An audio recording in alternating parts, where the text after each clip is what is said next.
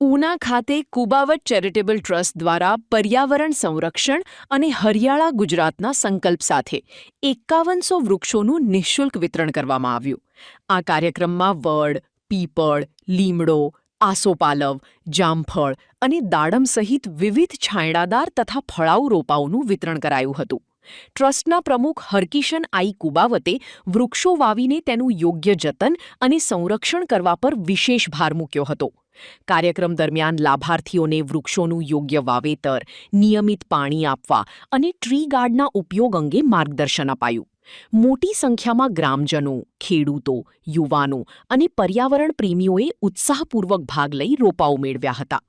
Kubavat trust દ્વારા સમાજ સેવા સાથે પર્યાવરણ જાગૃતિ માટે સતત આવી સરાહનીય સેવાકીય પ્રવૃત્તિઓ કરવામાં આવી રહી છે. મારું નામ હરકિશન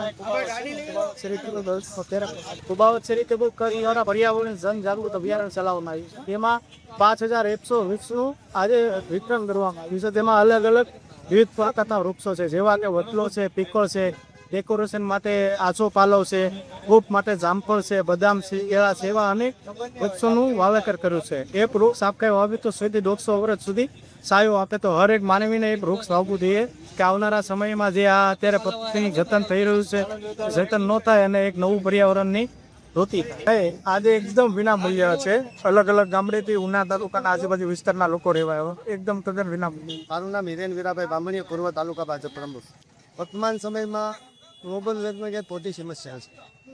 આજે ગ્લોબલ વોર્મિંગને કારણે વાતાવરણમાં જે ડિસ્ટર્બન્સ ઊભું થાય છે, એની અસર માણસથી માંડીને પશુ પક્ષી ઉપર બધાય ઉપર અસર. આનો એકમાત્ર ઉપાય એવો છે કે વધુમાં વધુ વૃક્ષારોપણ થાય અને વધુમાં વધુ લોકોને આનાથી ઓક્સિજન અને દરેક વાતાવરણના ડિસ્ટર્બન્સમાં રાહત થઈ શકે. આવા શુદ્ધ હેતુ સાથે કુબાવત ચેરિટેબલ ટ્રસ્ટ દ્વારા 5100 વૃક્ષોનું અહીંયા વિનામૂલ્યે વિતરણ કરવામાં આવી રહ્યું છે.